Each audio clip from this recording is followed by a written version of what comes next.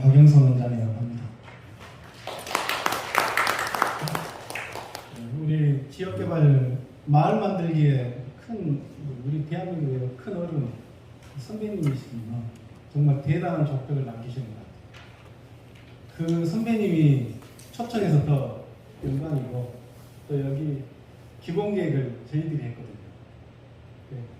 아주 감회가 새롭습니다. 우리 그 10주년 행사도 여기서 있어요. 지금도 농장기장의 설계사례와 방법론에 대해서 말씀드리는데 그 관점을 좀 가지고 보셔야 돼요. 이것은 제가 한 2,000명 정도를 직접 1대1 코칭으로 그 설계를 가르치면서 나타난 문제점들을 발견하고 그리고 디자인을 공부하지 않는 사람들을 아주 짧은 시간 내에 가르쳐서 그 결과물을 낼 수 있도록 이런 데 초점이 맞춰집니다. 그런 관점을 가지고 보시면 쉬울 것 같습니다. 저는 조경이 전공입니다. 그런데 지역개발을 굉장히 많이 했어요. 그래도 한 20년 했습니다. 그리고 지금 이런 이제 설계를 하려고 하다가 생기는 그 문제점들, 방법들을 계속 고민을 하다가 제가 이렇게 보니까 트렌드도 바뀌고 뭐도 바뀌는데 항상 변화되는 것들을 맞춰서 가는 게 그렇게 쉽지가 않았었어요. 설계를 가르칠 때. 그래서 변하지 않는 것들이 뭔가 그래서 원시 본능, 인류 본성 이런 것들, 우리 풍수지리 음양오행 이런 것들도 마찬가지인데 변하는 것과 변하지 않는 것들을 디자인 요소로 추출해서 모델을 만들고 그것들을 가지고 이제 코칭을 할 때 썼던 기술들을 오늘 발표를 합니다. 자, 우리 이제 평생교육원에서 이제 여러 가지 이제 그 강의도 있고 그러는데 거기에서 하는 그 메인 기초 이론에 해당되는 건데요. 농장이 뭔가 그 다음에 요즘 트렌드가 바뀌는데 공간도 바뀌는 거다. 그 트렌드는 왜 바뀌었나 이 이야기. 그 다음에 동서양의 이 인식론적 관점에서 디자인을 어떻게 봐야 하는가. 그리고 그 바탕이 되는 이 장소를 음양오행 풍수지리 이런 개념으로 어떻게 바라볼 건가. 그 다음에 농장 법률 간단한 거, 배치, 그 다음에 마무리 순으로 하는데 시간이 절대 부족할 겁니다. 그래서 어떤 식으로 봤다 이런 식으로만 그냥 소개하는 정도로 하고 넘어갈게요.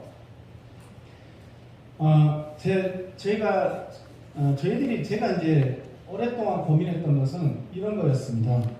이 집은 사람들은 왜 집을 이렇게 지었을까? 그리고 왜 앞뒤 좌우 산을 그렇게 우리나라 사람들은 그렇게 따졌을까? 그래서 이제 인류사를 잠깐 이렇게 정리를 해봤어요. 그랬더니만 유발 하라리가 사피엔스에서 인지혁명, 농업혁명, 과학혁명에 이 3대 혁명을 거쳤다고 이야기를 해요. 인지혁명 때 네안데르탈인하고 막 같이 살았잖아요. 그리고 신석기가 시작됐단 말이에요. 그러면 약한 인간이 생존하기 위해서 애플톤의 이런 생존 본능 이런 이론들도 사실 이런 개념이에요. 학문적으로 쪼개서 이야기해서 그렇지. 그래서 원시인 때 이 인류들은 호모사피엔스들은 어떻게 했을까?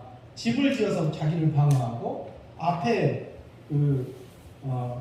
감시가 가능해야 하고 그리고 그것도 부족하니까 담을 쌓고 그리고 그것도 부족하니까 나무 위로 올라가고 그게 안으로 들어온 게 다락방일 거고 그리고 이제 농업혁명이 시작되면서 채취하고 수렵을 안 했으니까 우리가 보험 드는 것처럼 텃밭을 만들고 사육장을 만들고 그리고 물과 불을 얻기 위해서 연못과 그 다음에 그 모닥불을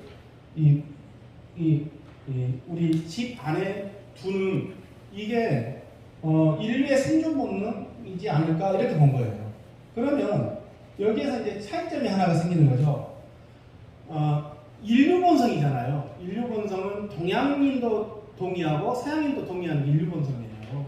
그런데 과연 서양과 동양은 그 장소가 같은가 했을 때 서양은 거의 대부분 이렇게 평지론이잖아요. 그리고 동양에서 보면 중국 같은 데는 이제 일부 빼놓고 스촨성 쪽으로 산이 있잖아요. 우리나라는 특히 그래서 이제 집을 지을 때, 이제 원시 때든 지금이든 집을 지을 때 이 산을 배산으로 해서 앞이 터져 있고 될 수 있으면 남향에 집을 지었을 거 아니에요. 서양인들은 그러지는 않습니다. 서양인들은. 그러면 이것을 주택이라고 그러고 이 담으로 둘러싸여진 걸 정이라고 그러고 이 정약용 선생님의 이야기가 어떤 이야기가 있냐면 집 안에 있는 사람들이 논밭을 일구는데 방해가 안 되는 정도의 그 텃밭을 만들어라. 여러분들이 잘못 알고 있는 실사구식의 이거거든요. 정약용 선생님 그런 이야기 하는 건 아니었었어요.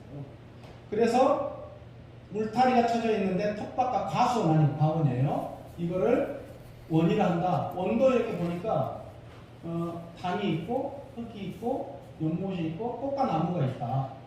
이게 원이에요. 그래서 정원은 이 개념이겠죠. 개념적으로 모형화시키는 겁니다. 정확히 딱 떨어지는 이야기가 아닙니다.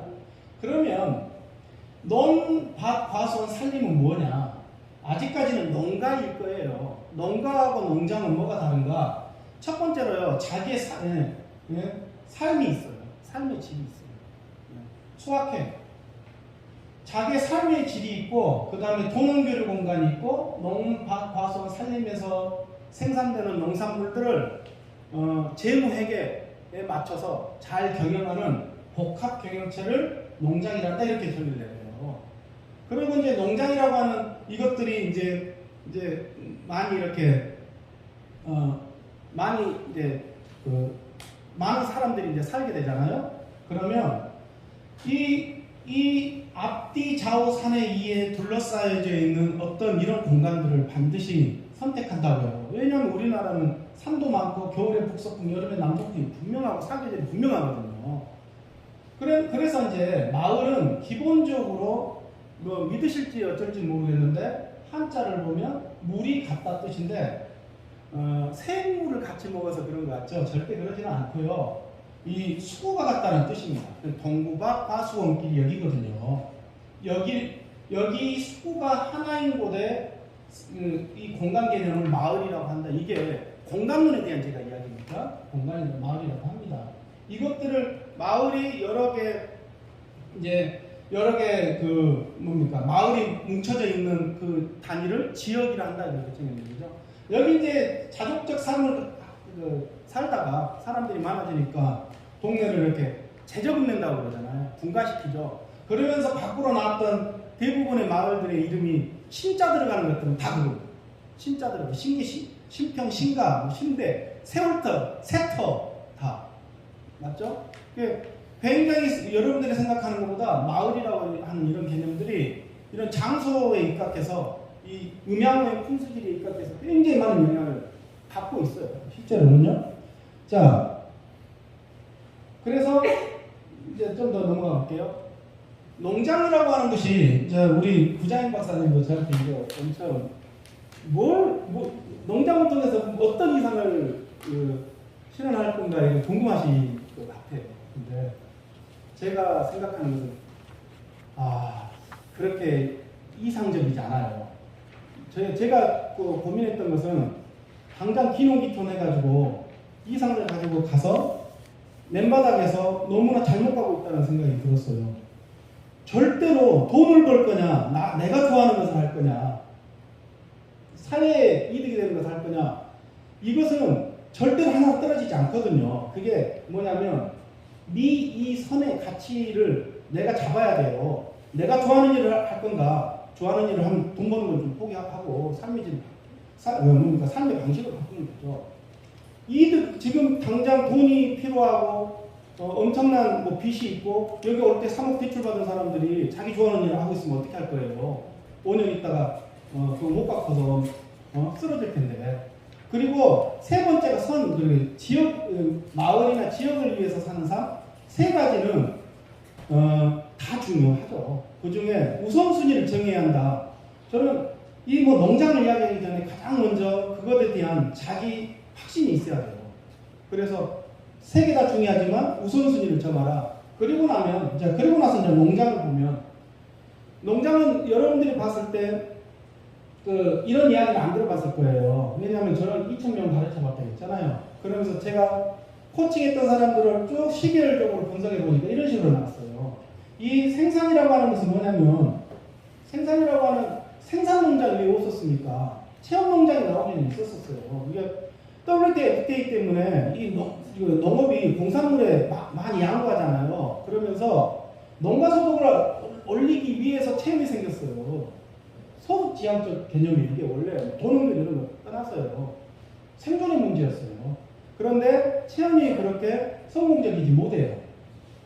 그래가지고 이제 2006년에 교육농장이 나타나죠. 그 교육농장 다음에, 교육농장도 2018년에 그 일몰 사업이 돼요. 그래서 요즘은 교육농장은 직접적으로 지원 안 하거든요. 그리고 나서, 그리고 6차 산업농장이 나오죠. 여기에서 이제 여러분들 이렇게 생각을 해보시면 6차 산업농장은 1차 생산, 2차 가구, 3차 체험 교육과 숙식 제공하는 거죠. 숙박하고 음식 제공. 이거하고 뭔 차이냐면, 이때 우리는 생산이나 체험이나 교육은 따로따로 할 수 있었어요. 그냥 내가 아무리 염소를 키워도 쌀 사다가 뻥튀기 하고 그 체험하고 그럴 수 있었어요. 근데 6차 산업의 그 모형은 1차 생산을 하는 것을 그걸 가지고 가공을 하고, 이 생산하고 가공할 때 체험 교육을 결합시키고 숙식 제공하고 그 융복합, 시너지 효과를 극대화시키는 그거를 이야기를 해요. 맞죠? 여기는 6차 산업은 아무리 지금 우리가 치유 정원, 뭐 탄소 중립, 명성으로 가더라도 이게 기본이 될 수밖에 없는 게, 왜 그러냐? 1, 2, 3차를, 이게 트렌드에서도 나오잖아요. 그 바구니에 계란 다 담지 말라고. 그래서 하나만 하겠다라고 하면서 말이 안 돼요. 그래서 이것도 비중을 정해요. 1차, 2차, 3차를 다 하는 것도 아니고 다 안 하는 것도 아니에요. 뭐냐면 70대 25대 5가 저는 맞다고 봐요. 동양의 그 비율은 4대 2대 1인데 서양의 비율로 보면 70대 25대 5 뭐 비슷한 이야기입니다. 그래서 1차, 2차, 3차를 내 역량에 맞게 정해요. 내가 1차를 지금까지 농사를 지었던 사람들, 이런 분들은 70%를 농사를 지어야 하는 거고, 지금 청년들은 농사를 70% 짓는다는 거 그렇게 녹록지 않아요. 그런 부분들은 한 3차 정도, 2차는 아주 좀 소규모로라도 했으면 좋겠어요. 그러니까 이게 이제 6차 산업의 이 공간에 있어서의 핵심은 뭐냐면 소득 구조를 1차, 2차, 3차를 한다 이거고요. 1차, 2차, 3차를 하면 이런 이야기 엄청 많이 들죠. 어떻게 1차, 2차, 3차를 농사 짓기도 바쁜데 누가 하냐? 그거 사실 왜곡된 이야기예요. 퍼센테이지를 정하는 것이지 다 똑같이 하라는 이야기는 아니거든요. 그래서 이것만큼은 박사님 이야기 하더라도 이것만큼 듣지 마세요. 6차 산업은 잘하는 사람은 이거 하고 못하는 사람은 이거 하고 그러잖아요. 진짜 그런데 이제 공동체가 발달했으면 또 그러지 않을 수도 있는데, 개인의 농장에 있어서는 이 세 가지의 비율을 정해서 소득 구조는 가져가되, 그러려고 보니까 뭐가 부족하다고요? 노동력이 부족하죠. 그래서 공간을 아주 최소한 가까이, 동선을 효율적으로, 순환형으로 이렇게 하는 거예요. 그리고 이제 치유가 나타났는데, 사실 저는 이것만 설명을 해도 오늘 제 역할은 해요. 치유는 왜 생겼냐? 치유가 4차 산업혁명, 클라우스 슈바르 4차 산업혁명 이야기하고 나서 이때 약간씩 태동이 되긴 했는데, 이 치유 농장, 치유 마을의 이론은 원래 2000년 21세기 관광 비전에 나와요. 가족 휴양과 치유가 20년이나 걸려서 이 치유가 현실적으로 이제 핫 이슈가 된 게 최근 들어서 치유농업 시행령 때문에, 작년에 그것 때문에 이게 확 커요. 그리고 정원은 저는 한 5년 있다 정도 클 줄 알았거든요, 예측을. 근데 정원이 확 컸어요. 뭐 때문에요? 코로나 때문에. 탄소 중립은 기후변화 때문에.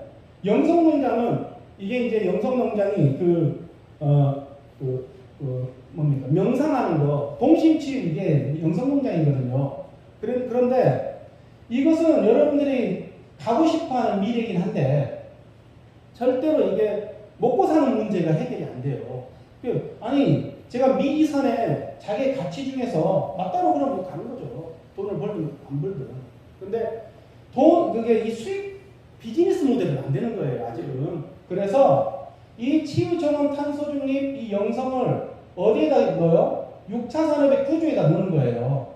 치유전원 탄소중립 영성을 생산에다가 결합하고, 치유전원 탄소중립 영성을 가공에다 결합하고, 치유전원 탄소중립 영성을 체험과 교육에 결합해서 숙식까지 포함한 이 전체를 제가 포스트 인더스트리얼리즘에 이제 따서 호기 체험이라고 이름을 지었거든요. 호기 체험 농장이라는 게 지금 제가 방금 말씀드렸던 이것과 이것을 만나는 이거 정도예요. 그래서 제가 미리 부자인 박사님의 질문을 한번 이 책에서 한번 읽어봤는데 엄청난 이념을 가지고 하는 게 아니고 제가 생각했던 것은 우리 이제 교육원을 졸업한 4,500명이 저는 눈 뜨고 이 사람들 어떻게 속여먹을지도 알겠어요. 근데 이 사람들이 가가지고 어떻게 사는지 뻔한 것 같은데 그래서 실패하지 않는 그러면서도 자기 자존감도 유지하고 그리고 농장을 하는 사람들은 절대 마을을 이해 못하잖아요. 마을도 직접 마을의 공동체를 이해하라 이렇게 강의를 하면 안 돼요. 그래서 마을의 자원도나 이런 것들을 분석해서 만들고 자기의 이제 이따가 이제 공간하고 장소에 대한 이야기를 잠깐 할 텐데 공간이라고 하는 것은 돈으로 바꿀 수가 없어요. 장소는 그 공간에 사람이 시간 흔적을 장소라고 하거든요. 여러분들의 대부분의 제가 가르치는 모든 학생들은 뭐가 없냐면 공간일 뿐이에요. 그냥 센 논바닥에다가 농장을 짓는데 시간 흔적이 없잖아요. 그거를 돈으로 바꾸려고 그러면 얼마나 많은 노력과 투자비가 들겠습니까? 그래서 제가 받아들인 게 뭐냐? 주변의 자원들을 이해한다. 자원을 이해하려고 하니까 자원이 다 똑같아요. 전국이. 그래서 음양의 풍수질이 다 다르니까. 그리고 마을의 이야기. 그리고 그것도 안 되니까 관심 갖게 보는 게 한 사람 한 사람이 도대체 어떤 가치를 통해서 귀농귀촌을 하려고 하는가. 농촌에 살려고 하는 거에 관심을 갖고 미선의 가치에 대해서 이야기를 하는 거예요. 자, 이거를 이제 설명이 이쯤 됐으니까 거의 대부분 한 것 같아요. 그래서 이런 차이가 있다는 것만 한 15분 동안 말씀드릴게요. 자, 우리 체험농장은요 공간이 좀 떨어져도 상관없어요. 200명씩 오니까. 그런데 체험농장으로 이걸 바꾼 사례가 있어요. 자, 이거 같은 경우는 어떤 경우냐면 주차장에 오면 옛날에는 다 이렇게 한 200명씩 오니까요. 다 흩어져서 이쪽에서 한 그룹, 이쪽에서 한 그룹 해서 뺑뺑이 돌렸다고요. 그러니까 체험 해설사가 중요했어요. 근데 치유에서는요, 정원에서는 절대 많은 사람들이 오지 않아요. 치유에 가장 적절한 인원이 8명이거든요. 근데 8명은 저는 용납을 못해요. 왜냐면 농장 죽어요. 돈이 안 돼서. 그래서 최소 20명을 기준으로 두거든요. 20명이 왔는데 이거 다 데리고 다니면서 일 않고 아까 6차상 죽으라고 얘기했잖아요. 일 않고 리드하고 다닐 거예요. 그러지 않고 공간이 어떻게 바뀌냐면 이거 다 막아요.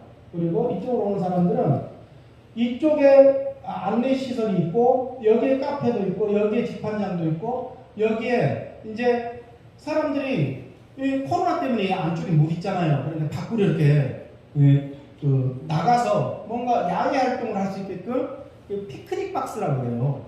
피크닉 박스를 들고 가게끔 하는 이 피크닉 이런 보관 장소도 다 여기에 만들어요. 그렇게 해서 공간을 최소화시켜요. 그리고 또 하나 교육농장, 체험농장 이런 것들하고 다른 게 또 있어요. 치유는 동양적인 거, 서양적인 거, 풍수질이나 이런 것들은 동양적인 거예요. 저도 젊은 시절 한 20년 동안 풍수질에 관심 갖고 거기에 좀 많이 빠져 있었었는데 저는 그걸 버렸어요. 왜냐? 치유를 오니까 동양적인 거 그거 가지고는 해결이 안 돼요. 서양적인 것도 해결이 안 돼요. 특히 서양적인 것은 동양이 잘 안 맞아요. 그래서 동양인도 좋아하고 서양인도 좋아하는 거 한번 대보세요. 뭐냐면 맑은 물, 공기 어떤 거 아까 생존 본능, 집 짓는 이런 본능, 지수화풍, 저기 소승교에도 지수화풍 있어요. 그리고 아리스토텔레스도 지수화풍을 이야기했죠. 그리고 우리 더승국사가 이야기한 오흉살, 풍살, 수살, 압살, 파살, 충살 이런 것들은 기후변화 때문에 서양에서도 엄청 중요하거든요. 이런 것들을 충족해야만 한다라고 하는 것을 제가 이제 경험적으로. 그래서 저는 이 간단히 그러니까 도면을 이렇게 코칭할 때 다 이제 했잖아요. 동선이고 뭐고 뭐 이런 것들 하면 마지막에 꼭 이걸 여쭤봐요. 정중동의 원리가 있느냐? 이게 동적인 활동이 있는 거라고 정적인 활동이 치유는 정적인 활동이 굉장히 많아요. 그래서 정적인 활동하고 동적인 활동이 같이 접하지 않는가 이걸 꼭 한번 체크하고요. 두 번째는 지수합풍이에요. 그러니까 땅을 밟을 수 있는가, 뭐 땅 흙놀이를 할 수 있는가, 물을 만질 수 있는가, 뭡니까 조격을 할 수 있는가, 불멍을 할 수 있는 뭐 화덕이 있는가, 풍.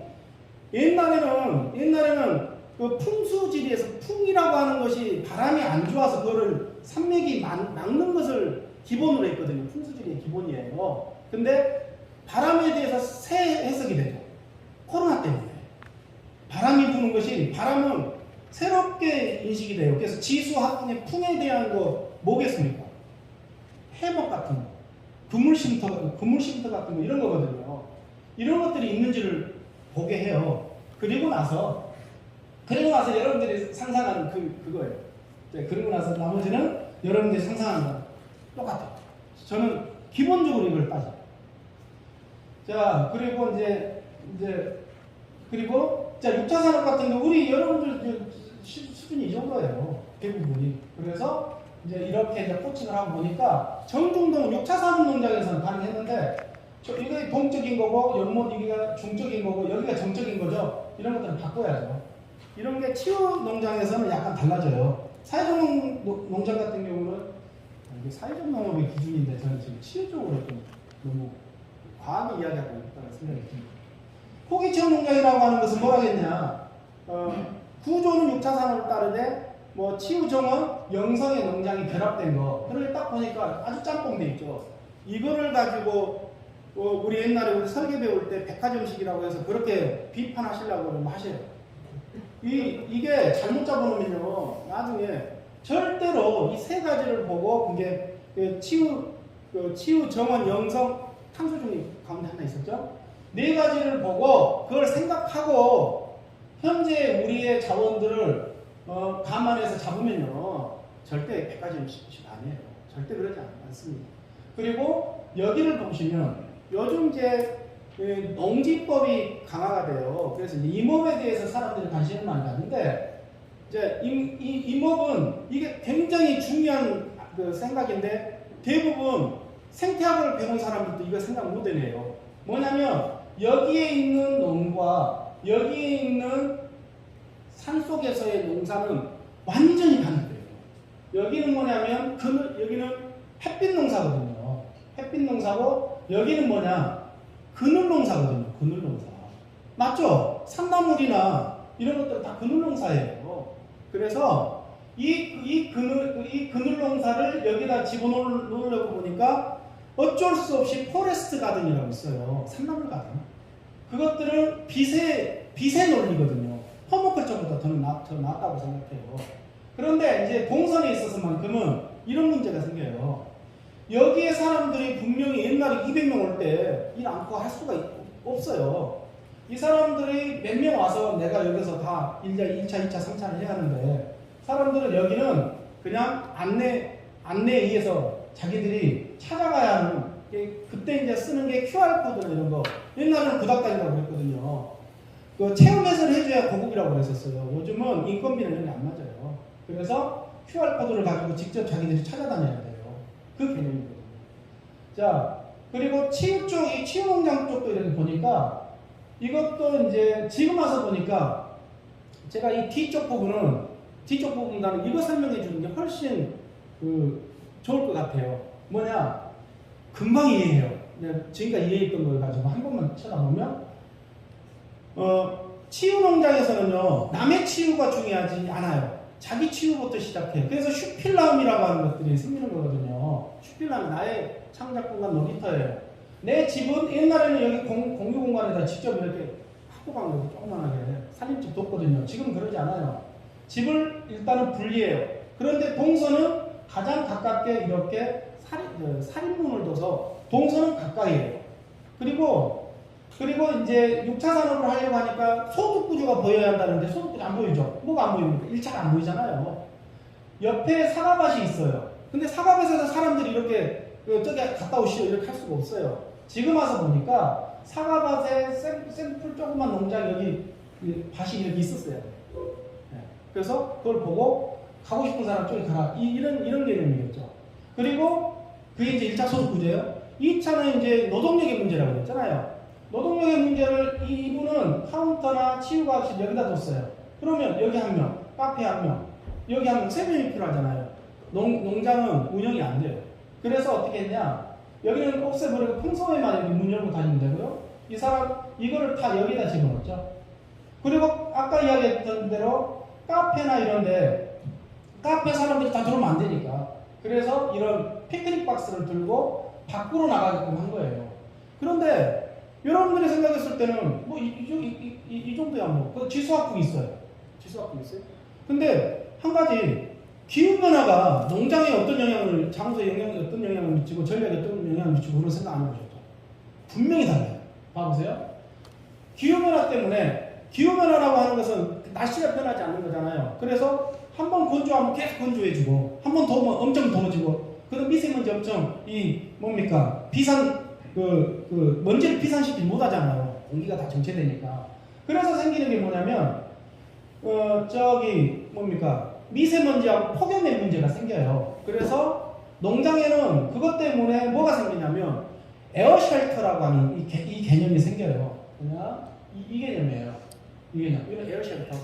더 이상 설명을 않겠습니다. 근데 이게 좋다 이거예요. 근데 뭐가 문제가 생겼냐면 코로나가 문제가 생겼죠. 코로나 때문에 이거를 밖으로 이렇게 보내야 하는 문제가 또 생겼었어요. 그거 설명 않겠습니다.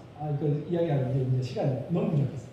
그러고 나서 또 하나, 옛날에는 겨울에 북서풍이 불면 그쪽에 방풍림을 둔다고 이렇게 가르쳤었어요. 근데 이제는 이게 불쏘시개가 돼요. 이게 비보습이라고 해서 우리 동백이나 우리가 뭐를 썼냐면 대나무를 심었거든요. 이런 것들을 여기다가 놨을 때 만약 이게 겨울에 건조할 때 바람 불었다, 홀라당 타요. 그래서 지금은 이거를 다 없애고 그늘 농사를 하니까, 그래서 포레스트 가든을 제가 고민을 하고 그거를 전파시키려고 하는 거예요. 또 하나 있어요. 얼마 전에 페이스북에 올라왔어요. 저기 밀양에 어떻게 6월달에 산불이 날 수가 있습니까? 논리적으로. 밀양에서 그 이야기가 있어요. 그 밀양에 있는 사람이 페이스북에 누나가 산불이 나가지고 불이 오는데 울고 있어요. 그게 불이 나버리면 모든 전기가 다 나가버리는 거예요. 그 옛날에 우리는 물탱크나 이런 것들 이 밑에다가 이렇게 조수조라고 해가지고 여기다 가르쳤다고요. 지금은 천만에 그렇게 했다. 다 날아가는 거예요. 그래서 이 물이나 연못이나 물탱크를 위로 두는 방식을 써요. 그 이해 가시죠? 제가 지금 이야기하는 이 내용을 제가 뒤에서 이제 그런 근거가 뭐냐, 그거를 이야기하려고 제가 준비했던 건데 그냥 설명을 하고 넘어갈게요. 트렌드가 바뀌는데, 트렌드가 바뀌는 이유가 이 4차 산업혁명, 그리고 이 4차 산업혁명이 왜 치유라고 하는 것들을 뭡니까? 이슈가 되게 하냐면, 아니 일하지 않는 많은 군중들이 기계가 일하니까. 그러니까 유발하라는 이야기입니다. 많은 사람들은 이 완전히 문명 자체가 이렇게 마이너스 에너지로 가는 거예요. 그럼 어쩔 수 없이 치료케어가 필요하다고요. 그런데 다른 이야기보다 이 이야기는 해드려야 될 것 같아요. 돌봄 치료를 굉장히 많은 사람들이 이야기하는데, 이것은 자동이냐 타동이냐, 이게 이 우주의 뭡니까? 움직임을 자동으로 보냐 타동으로 보냐, 이것만 구분하면 돼요. 치료는 스스로 내적 에너지를 불러내는 거. 치료는 자기 할 수 없으니 외부에서 수술이나 약물을 투여해서 하는 거. 돌봄은요, 자기 스스로 할 수 없는 노약자, 사회적 약자들, 치매 노인들, 일하고 싶어도 일할 수 없는 청년들도 여기에 속해요. 이 사람들을 어떻게 하냐? 청년들 너희들 치유해봐 스스로 못해요. 그럴 수가 없어요. 절대로 그러지 못해요. 노인들도 마찬가지예요. 그러면 이 돌봄을 어떻게 할 것 같아요? 일정 프로그램을 가지고 일정 수준까지 올려줘서 자기들이 할 수 있을 때까지는 그 프로그램에 의해서 해야 돼요. 그러고 나서 어느 정도 수준이 되면 그 스스로 이제 치유에 가는 그 단계를 밟지 않고서는 이상해요. 절대로. 그래서 치유를 하는데, 사회적 연구를 하는데 자기 수술해야 한다? 아니, 절대 그러지 않아요. 이런 거고요. 이제 쭉 넘어갈게요. 코로나 때문에 엔데믹이든 팬데믹이든 마찬가지입니다. 코로나는 절대로 이 V곡선을 그리지 않고 준비된 자는 올라가고 준비되지 않은 사람들은 다 떨어지는 K곡선을 그릴 것이다. 그래서 이 코로나는 앞으로 절대로 이 엔데믹 시대에도 이 국지적인 이런 코로나는 없어지지 않아요. 그래서 그거에 대한 대비책 필요하고요. 우리나라는 보면 산강을 중심으로 이게 미세먼지 구간이고요. 여기가 폭염의 구간이에요. 이것에 맞춰서 농장의 목표를 잡지 않으면 여기 있으신 분들 엄청나게 제가 아픈 소리 하나 하고 넘어갈게요. 충남이 미세먼지도가 95.8%예요. 네. 이게 왜 그러겠어요? 이야기 안 하려고. 그래서 그 원리들이 이렇게 있다 이거고요. 그리고 나서 이제 제가 이제 트렌드를 이렇게 이야기하는데 시간이 다 돼가지고 트렌드까지만 이야기할게요.